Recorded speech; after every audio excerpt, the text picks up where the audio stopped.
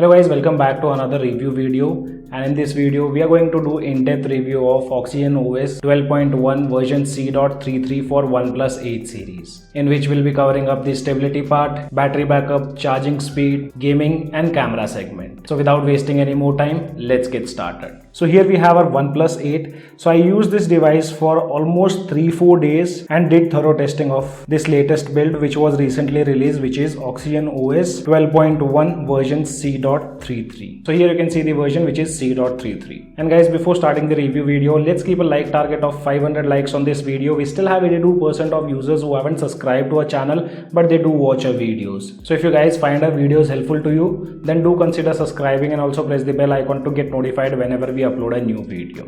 And guys, version C.33 is one of the stable build of OxygenOS 12.1 for OnePlus 8 series. And stable, I mean to say in terms of UI and stability part, I am not considering gaming performance. After using this device for almost 3-4 days, I did not see any kind of UI glitches. Notifications arrived instantly, unlike previous builds where we used to face some delays in the notification. Along with that, there were no jitters or stutters to be seen while using the device as my primary phone. So in terms of UI, fluidity, notification, this build seems to be promising for OnePlus 8 series user. There are some minor glitches and those can be easily sorted out. And one of them is related to the game space application. So after this update, I have noticed that game space application still keeps running in the background even if you close the game. But there's an easy workaround to fix this issue, and that's you just have to go to the game space application, go to settings and change the notification type. So this fixes the issue temporarily,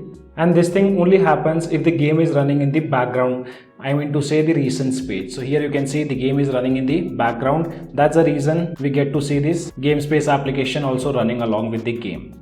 But this wasn't the case on previous builds. Whenever we used to close the game space app also automatically used to close. But now it keeps on running until unless the game is available in the memory, though it gets removed automatically after 30 to 40 seconds. But those 30 to 40 seconds, it's still on the main homepage, or you can say the main screen. But soon you close the application from the recent page, this thing will disappear.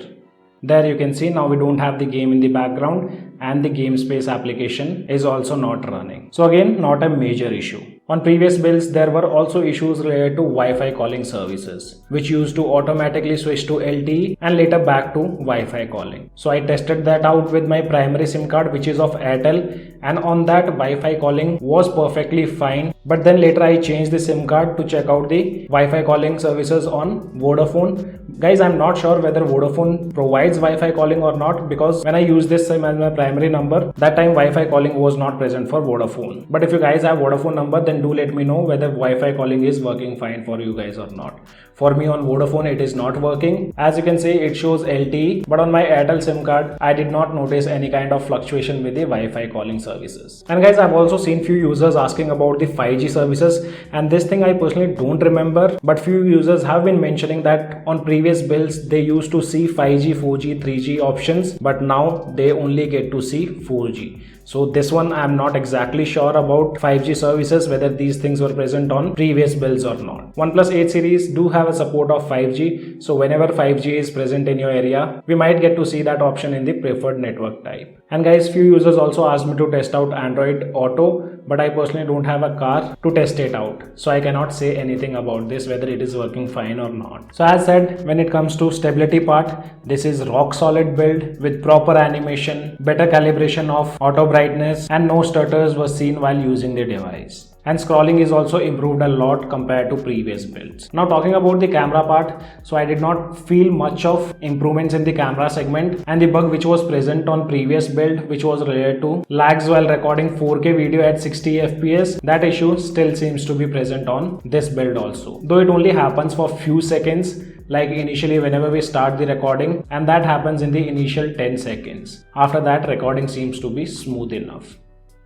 And here are some of the samples which you guys can take a look at, which I clicked after updating the device. As said, there is no difference compared to the previous build, though OnePlus 8 camera is doing decent with OxygenOS 12.1. Colors are maintained well along with the dynamic range, and the images are also sharp enough.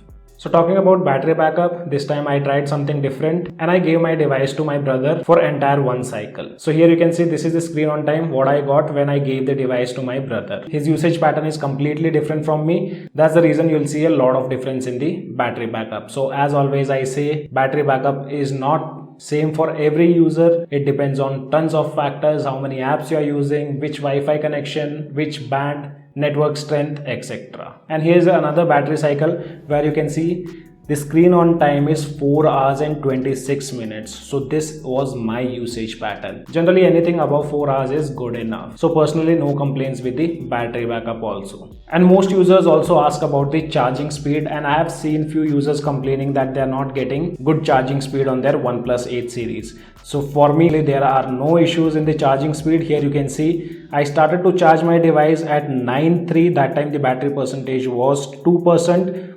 At 10:12 the device was fully charged. So this current bill took approximate 65 to 70 minutes to completely charge. And I think that's the speed what we get to see on OnePlus 8 series. Overnight battery drain also seems to be decent. As you can see at 12:47 I kept my device idle. That time screen on time was 21%.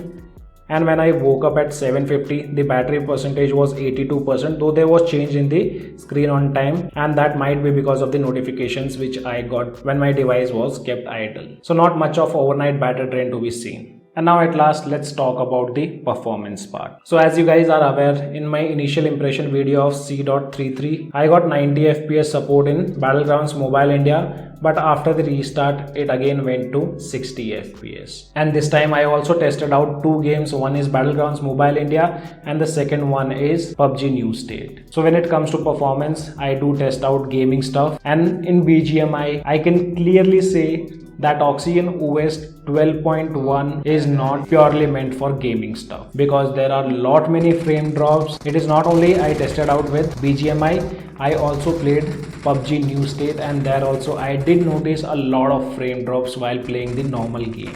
While landing at hot drops, FPS goes as lower as 20 FPS, which is completely unplayable, and I would say OnePlus needs to fix or work on the gaming part for OnePlus smartphones. It is not only with OnePlus 8 series, every OnePlus smartphone which is running OxygenOS 12 or 12.1, all the smartphones have issue with gaming part. So until unless OxygenOS 13 arrives, let's ignore the gaming stuff on OnePlus smartphones. Overall, as I said, it's a quite stable build. I did not see any kind of major issues to be worried about.